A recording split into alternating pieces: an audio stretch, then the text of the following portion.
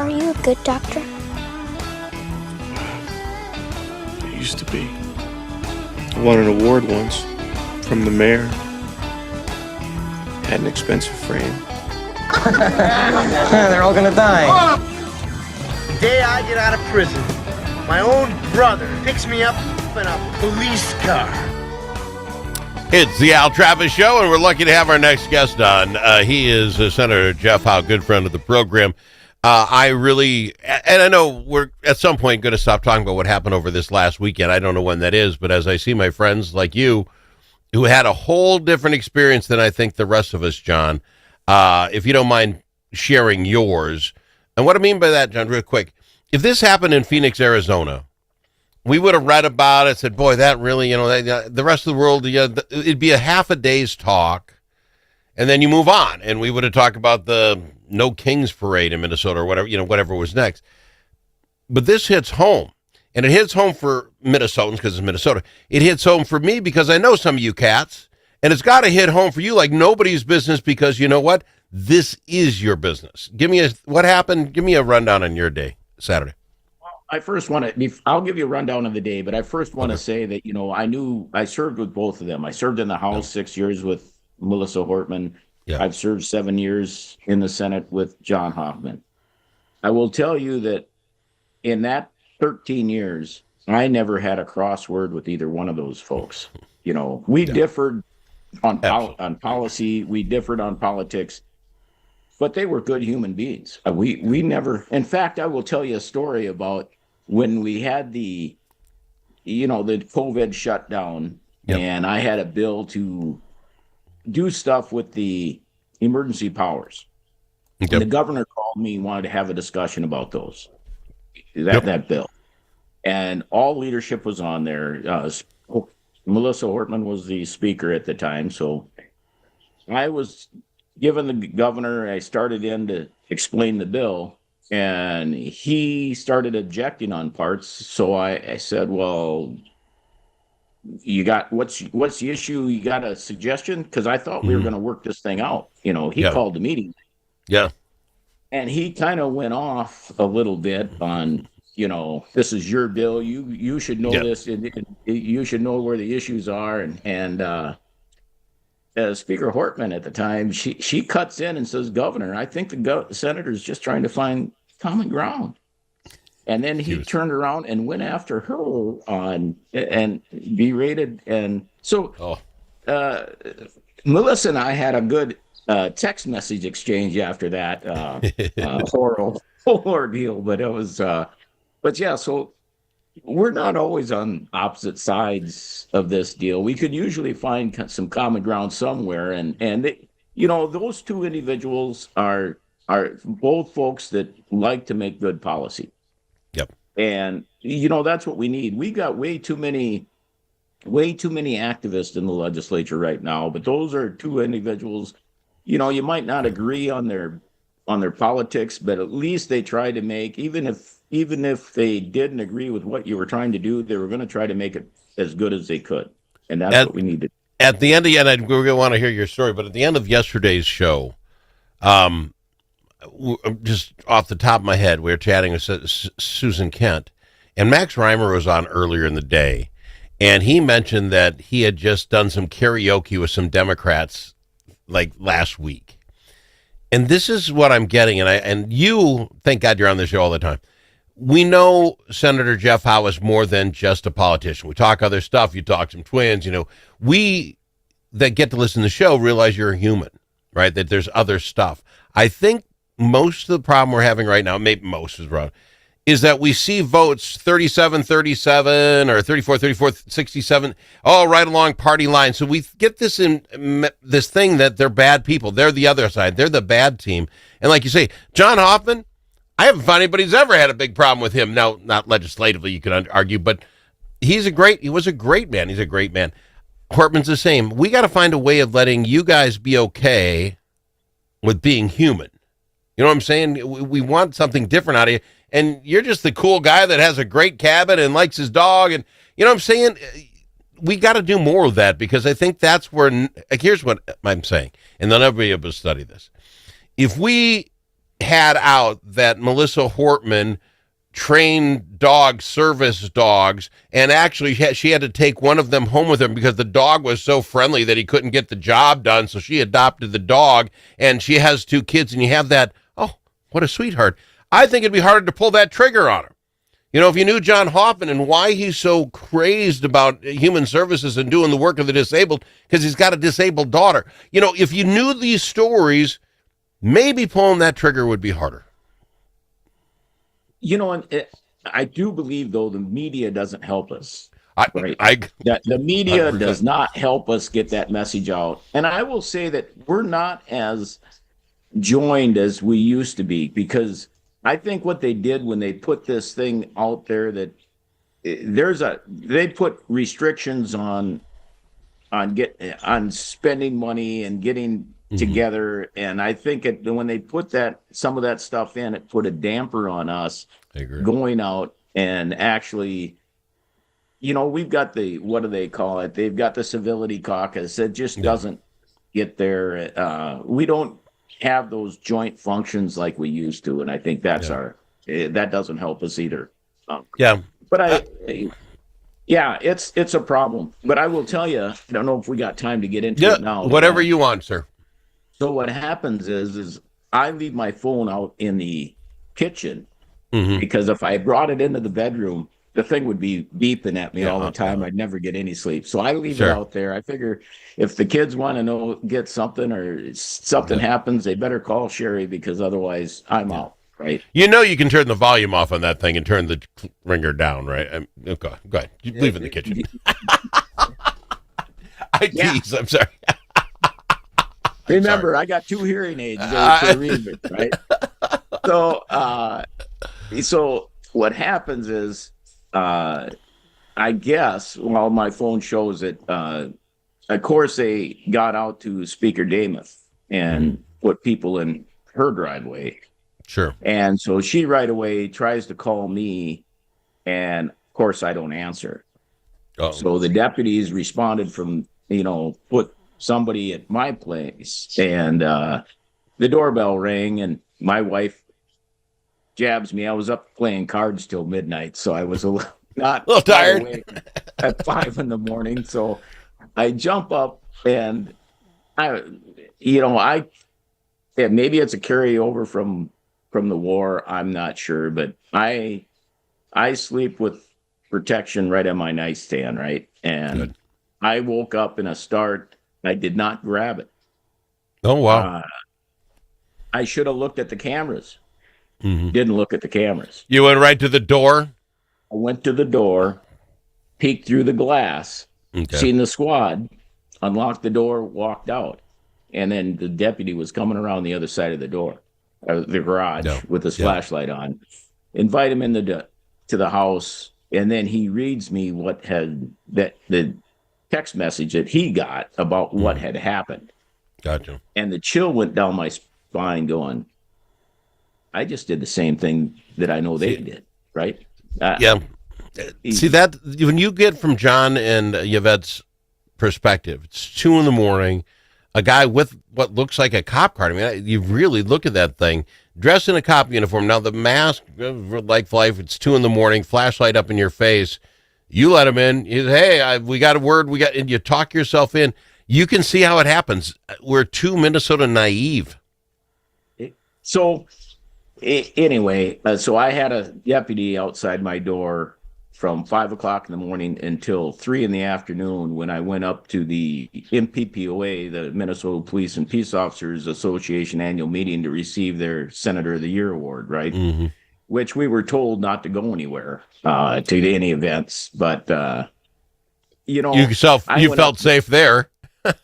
Probably the safest place in the state, Yeah. But the deal is I felt an obligation.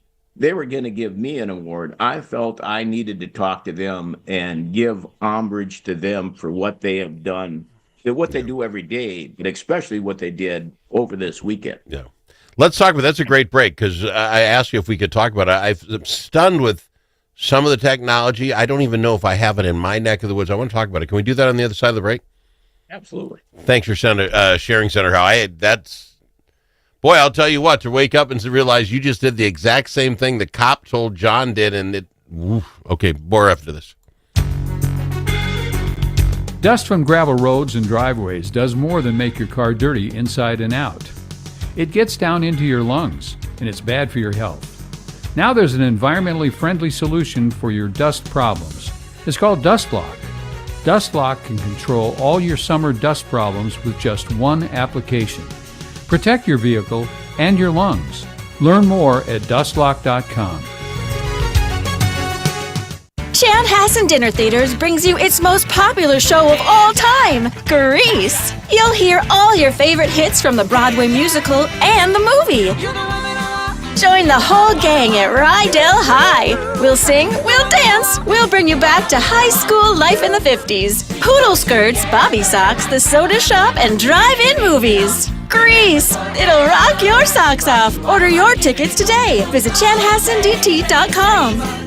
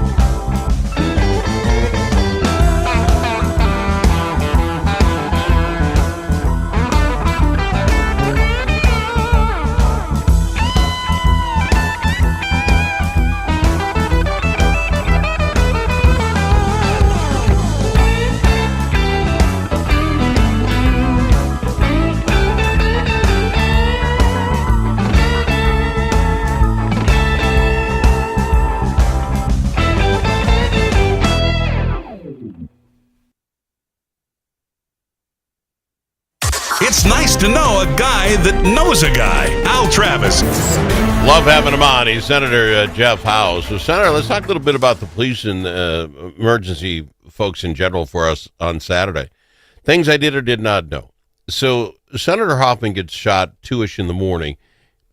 His daughter, is what we understand, dials the 911. Cops from Champlin obviously show up, and some from Brooklyn Park. You don't get a lot of shootings, and they help each other out. That's fantastic. They figure out at some point, and again, it's a little weird. The time's strange, but there's 90 minutes between Hoffman and the Hortman shootings. So one of these cops, intuition, hey, we better make sure everybody's okay, because he's from Brooklyn Park, and he's like, I know where my senator lives. So he sends cops there. And they show up, and, there's the guy, and there's a shootout, and the Hortmans are killed. They realize, because they get in this guy's car, he's got a manifesto, he's got to the left. They shut down Brooklyn Park in like a minute. And I knew we had, if there's a lost child or something, the ability to do that. I know about geofencing. I had no idea that you guys, we are in charge of Brooklyn Center. Put the map down, send this out, no one leaves. And if I drove into Brooklyn Center, my phone would tell me, hey, buckle down. You, I presume, knew that we had that technology that was going on. The reverse 911 system, yeah. I believe that's what we're using. Is that what we're called? Okay. I know there's a reverse 911 system out there, and I don't know if this is a product of that where they can pick up the phones that are registered to those addresses and blast that out. But there's some amazing technology that's out there that helps. And it was. I don't know if I have it out here in the middle of nowhere. I mean, I don't know if a little city like mine would have that, but I found that fascinating. And then when they do that and the Hortman deal happened and the guy got away, they realize, and this is what cops are good at being cops. Wait a minute. We shut this thing down and we go door to door. He could go to a door and just like he did with John, hey, I'm a cop, let me in. Boom, another one of those all messages come out. Don't answer the door unless it's two of us. I was quite impressed. And then the Hortman's house, they had a drone. How many cops got drones in their cars? Does every cop got a drone in his car? I would say a lot of departments now have drones available, so they could probably call that to the scene, especially when they got a shooting and they think the guy is held in there. I'm sure that most departments, or at least sheriff's departments, have got drones available. See, what this is getting my amazement with our fine law enforcement. I presume you're the drone guy and you got that in your car, but it's a Friday. It's Friday night. You're not working your shift. You're sleeping. How quickly are you going to get there? It's like the dog guys, right? The canine unit. It's like, well, the canine's not on 24/7. Oh, Bob, the dog's got to sleep, but they get him there. So that was impressive to me. And then I really want to yell to my Faribault County, because that's where I'm from. They were helping with the Green Isle search, as I understand it, and they had their field drones or whatever up, and they literally found the guy. That being said, 4 weeks from now, corn's 2 foot taller, you probably don't get that opportunity. So things worked in our favor. A thing we didn't mention was two others. What was it? Representative Boehner and Senator Rest. They have to literally be saying their prayers tonight. Boehners were out of town and had not a cop drove by this guy. He was at the Rest home. This is crazy. Your thoughts on that? Because it could have been any. You're the one who opened the door for a cop because he said he's a cop. Well, I think, I will definitely adjust what I do and my actions. And I think, and I think there's some things that we need to do. A few years back, what we did was we authorized the use of campaign funds to put security up at our homes. Okay. I think we need to go a little further than that. I think we need to actually fund that, because not everybody that is raising money can afford, if they're in a swing district, can afford to take those funds and put it towards something like that. So I think we're going to have to address that. We also have to address the communications piece and make sure that we have those capabilities like you were talking about in every county. Yeah. And not only that, just getting the radios. Most of the Twin Cities have got the funds to upgrade the radios. Radio systems, we did all this because 9/11 and some other operational deals where we could make sure all the agencies could talk to one another on these 800 megahertz radios. Yeah. Well, guess what? That was 20 years ago. Yeah. And here we are. Could you imagine sitting here on a 20-year-old computer? No, right. I was. And so they're not supporting those devices anymore. So we've got counties that can't afford to do this because we got a lot of property poor counties out there. Oh, sure. And we have to address that. We should have addressed that when we had the surplus. We tried. We couldn't get them. We couldn't get that money allocated. 2 years ago, you did have $18 billion lying around. It might have been a good time to upgrade the safety for everybody. I throw it up there. I think so. And I think we need to get the emphasis on what really we need to do for folks instead of what's nice to do. And I go back to, what Speaker Dameth said about her time on the school board. And there was a guy on the school board that says, is it nice or is it necessary?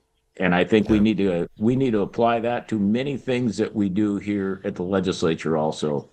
But this is a scary time. I mean, you look at our families. Our families didn't sign up for this. It's I had one full disclosure right after the officers stepped out, and I had the discussion with my wife a little bit. I had won this. I went to a Friends of the NRA event, right? Mm-hmm. And I looked at the table where I was possibly going to win something, and I said, yeah, I could use that. I could probably use that. But that thing over there, God, I'll never use that. I don't do. And guess what I won? I won the thing I could probably never use. The thing has been sitting in a box for, I don't know, 3-4 years, and never out of the box. It's a tactical shotgun. The thing is about 2 feet long, holds 8 rounds. I took it out of the box, took the tags off, loaded her up that morning. Because the world has changed for me. And it has. And what's sad, we've got 30 seconds. The sad part about this, John, is there's enough trying to run for office, raise money, have people go through your background, your everything, and all that it takes to get to a job that pays crap. To now have this on top of it, we're going to lose a lot of legislators who are going to say, this isn't worth it. My wife says no more. My husband's, it is way too bad, and we're going to have to do something about it. But we can't do it in the next 13 seconds. Thank you very much for coming on. I love having you on, John. Jeff. Appreciate you. That's all right. You call me John once in a while. John Hoffman does it all the time. A few others. My brother was a senator before I was. His name is John. It's just me. A lot going on here. I've been called a lot worse. Not a problem. I'll take it as a compliment. We're good. Appreciate you, my friend.